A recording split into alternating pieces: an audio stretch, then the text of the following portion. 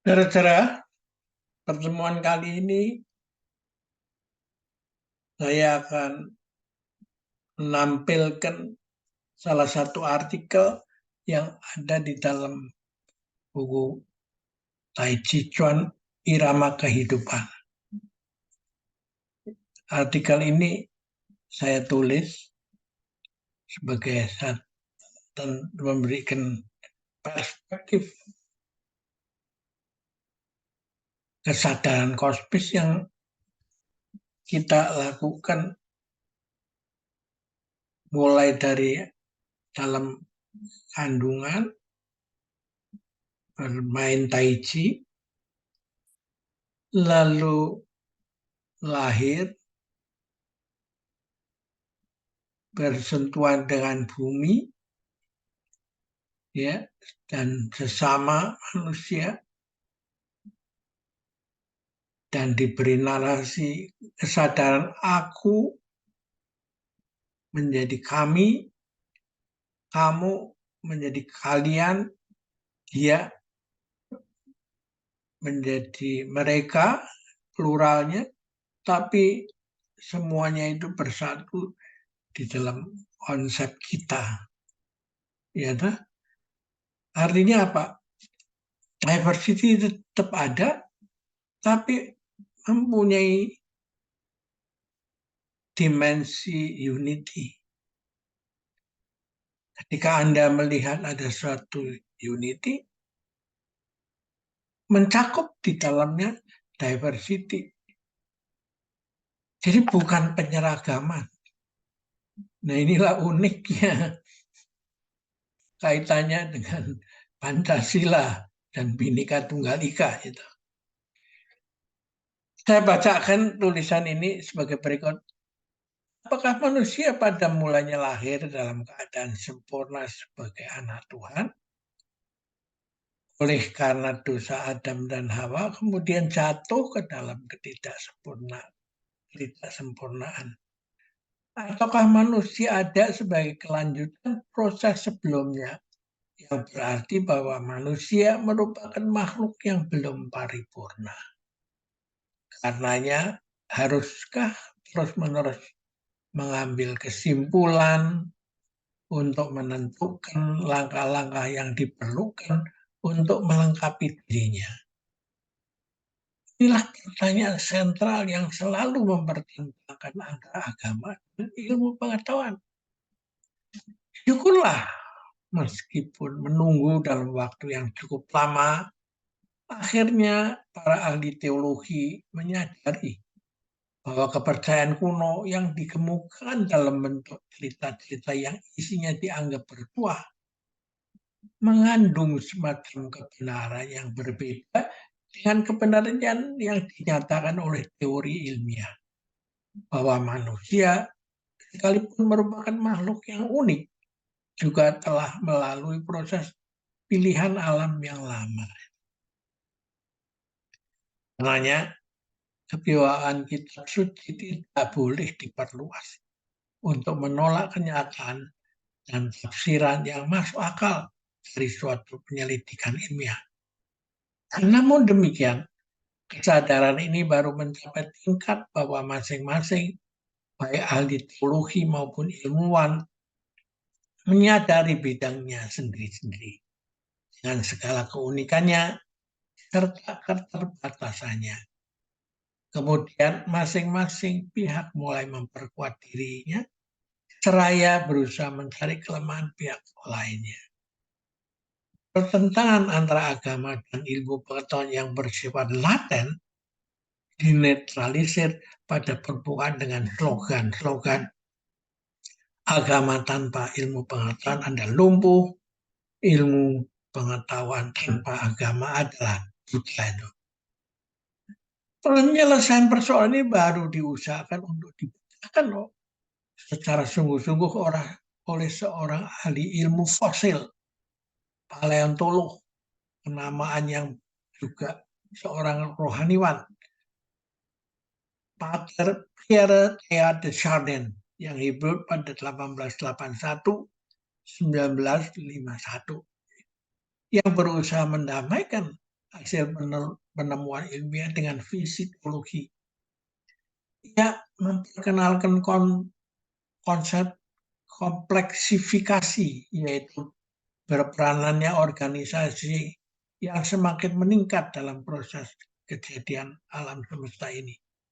Seperti tampak dalam perjalanan dari subatom menjadi atom, dari atom menjadi molekul anorganik, yang kemudian menjadi molekul organik, untuk seterusnya menjadi subsel hidup yang pertama atau himpunan molekul yang berulang dengan sendirinya, kemudian menjadi sel, seterusnya individu yang bersifat multiselular, kemudian menjadi metazoa berkepala yang mempunyai otak, lalu menjadi manusia primitif, dan sekarang menjadi manusia yang berkebudayaan.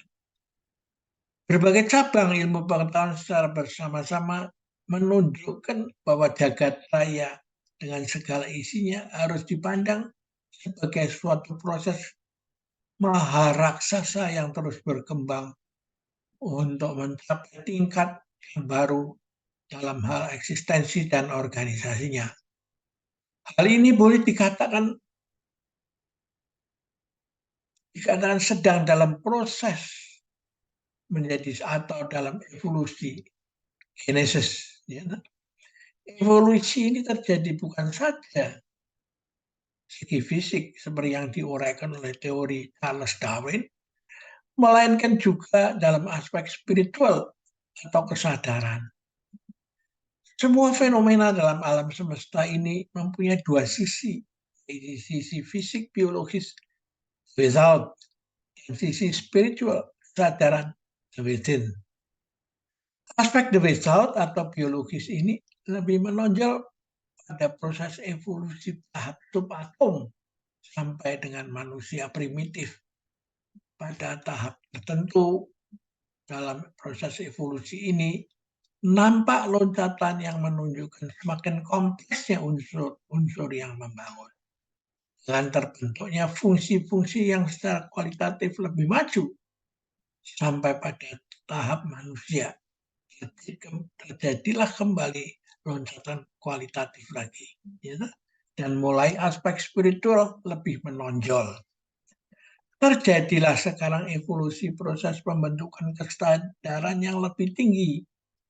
Karena itu, Teilhard de Chardin menggunakan istilah noogenesis dalam proses ini.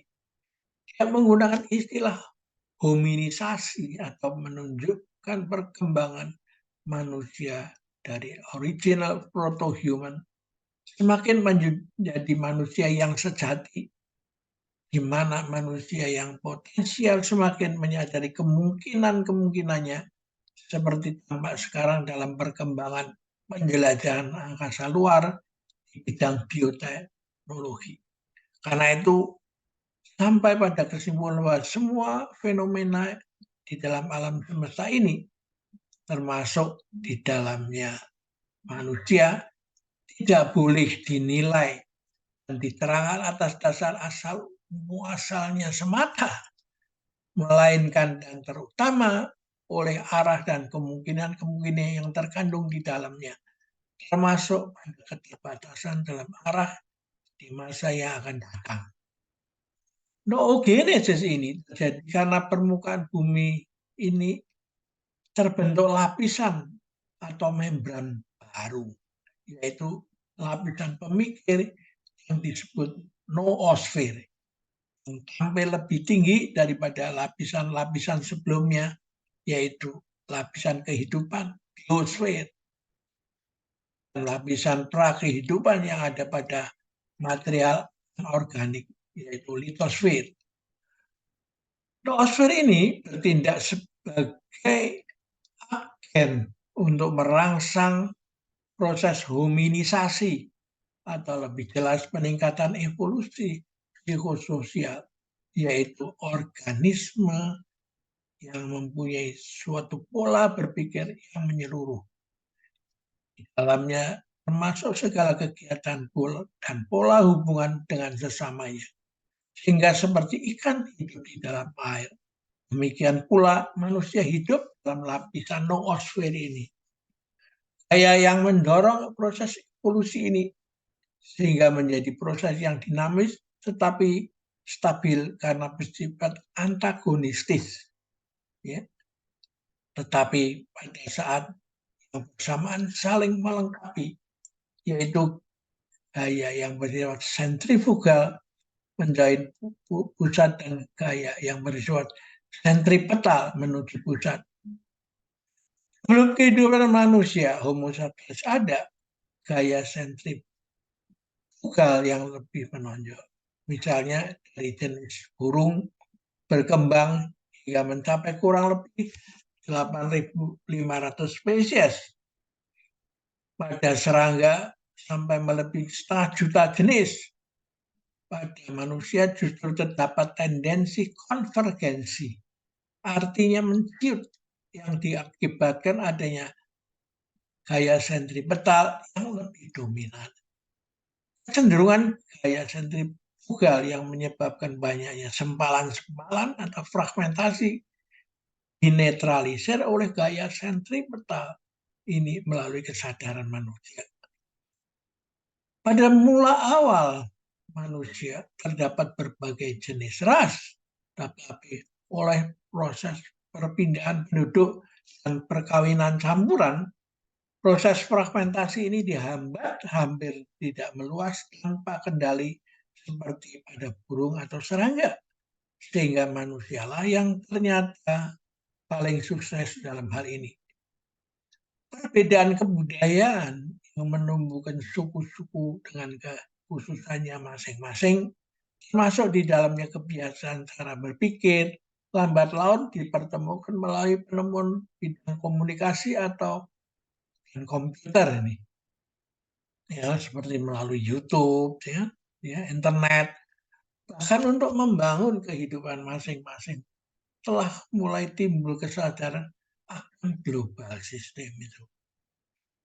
Artinya, semua bangsa sadar bahwa dia tidak bisa hidup sendiri. Nah, ini kita mulai terasa sekarang ini ya, hilirisasi apa segala, atau pandemi ya, melainkan saling tergantung kait-mengait dengan bangsa lain di seluruh dunia. Baik sebagai mitra untuk menyediakan bahan baku, pemasaran maupun ketenangan iklim yang diperlukan untuk pembangunan. Di mana-mana mulai timbul gagasan kerjasama regional. Pembangunan yang dilakukan tidak boleh memperlebar jurang antara golongan kaya dan miskin. Dulu orang berpikir barat adalah barat dan timur adalah timur.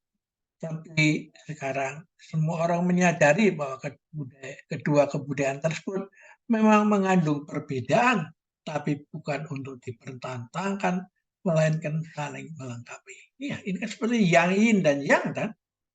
Alam dibangun oleh bahan yang tidak sama. Demikianlah halnya dengan bermacam-macam ras. Meskipun secara biologis tidak sama, malah lebih banyak perbedaannya, tapi sebaliknya mereka bersifat saling melengkapi. Sama halnya dalam sebuah keluarga beserta anak-anaknya dengan segala perbedaannya.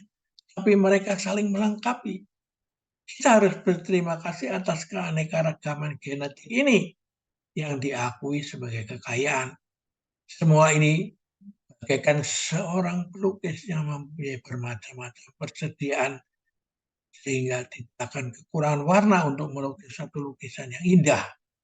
Setelah itu masa depan kita tidak mungkin dibangun atas dasar ataupun menuju persamaan ras, melainkan atas dasar asal saling melengkapi di antara ras-ras yang ada melalui proses konvergensi.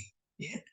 Dengan demikian, evolusi kesadaran yang telah ada bisa lebih ditingkatkan lagi. Karena itu, jangan hanya berbicara mengenai perlunya mendidik pribadi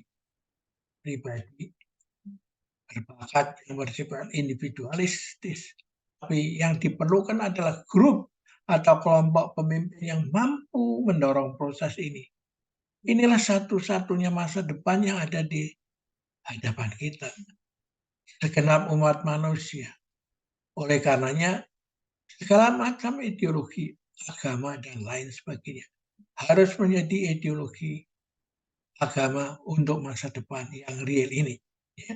Ini ada di halaman 196 buku Tai Chi Chuan Irama Kehidupan, Lahirnya Kesadaran Kosmis, ya. Dan 197. Bukan terpukau pada masa lampau atau masa kehidupan di akhirat, ya. Apalagi apabila kita membaca kembali kalimat dalam bagian pendulang yang mengatakan sudah semenjak ribuan tahun yang lalu muncul pandangan yang meletakkan manusia dalam keselarasan yang harmonis dengan alam semesta dan berpendapat bahwa manusia yang sehat adalah yang secara terus-menerus dapat menjaga keseimbangan yang harmonis tersebut. Maka menjadi jelas bahwa semenjak dulu hingga sekarang dan masa yang akan datang, persoalan yang dihadapi oleh umat manusia itu tetap sama, yaitu bagaimana menumbuhkan kesadaran kosmis dalam dirinya. Dengan seni lukis yang dijiwai oleh paham Taoisme selalu digambarkan kesadaran dan keindahan alam semesta yang harmonis sebagai tema utamanya. Sedangkan manusia hanya dinyatakan sebagai dengan goresan kecil yang harus kita cari terlebih dahulu bila kita ingin menjumpainya. Para antariksawan dengan segala bentuk teknologinya yang canggih diperlukan di mana-mana, segera ciut hatinya setelah mencapai orbit. Ia berada di tengah jagat raya yang demikian luas dan dahsyat, sehingga seperti diceritakan dalam sebab banjir di musim gugur, mereka akan menyadari dirinya bagaikan spirit sungai yang bertemu dengan spirit samudra yang kemudian mengubah sikap batinnya secara total menjaga sikap batin samudra. Ini berarti melakukan pekerjaan penting tanpa merasa sebagai orang penting. Karena sadar bahwa mereka hanya merupakan bagian kecil dari suatu sistem jagat raya yang demikian luas. Itulah semangat yang sebenarnya diperlukan untuk membentuk kelompok pemimpin. Karena suatu kelompok pemimpin akan pernah terbentuk apabila setiap anggotanya, meskipun hebat-hebat, tetapi minta diakui dan diberikan penghargaan sebagai orang hebat. Seperti yang mendorong para pemimpin itu, spirit yang mendorong para pemimpin itu tidak boleh berdasarkan spirit negatif yang mencari kebahagiaan dengan menyakiti diri sendiri, seperti munculnya slogan-slogan pengorbanan itu. Sebaliknya harus spirit yang bersifat positif. Nah, ini penting semua ini. Yang merupakan transformasi kesadaran yang lebih tinggi, yaitu kesadaran kosmis. Seperti diceritakan dalam sebab memberi jalan terbaik menjadi kaya itu. Serta kesehatan dan tanggung jawab sosial. Kalau kita melihat kemampuan manusia mengembangkan ilmu dan teknologi, maka hati kita cemas atas masa depan dunia ini. Semua kemajuan yang begitu pesat dibuat oleh manusia ternyata selalu bersisi ganda, merusak, misalnya bom atom, atau membangun. Tanpa bantuan teori evolusi, kita pasti akan terperosok ke dalam skenario kiamat sebagai akhir zaman. Tetapi setelah melihat bagaimana jagat raya berkembang dari yang sederhana menjadi semakin kompleks dan sempurna, timbul seberkas harapan bahwa semua kemajuan itu tidak akan lepas dari kendali Tuhan yang pencipta pada akhir dan pada akhir dan akan diserap olehnya. Ya. Jadi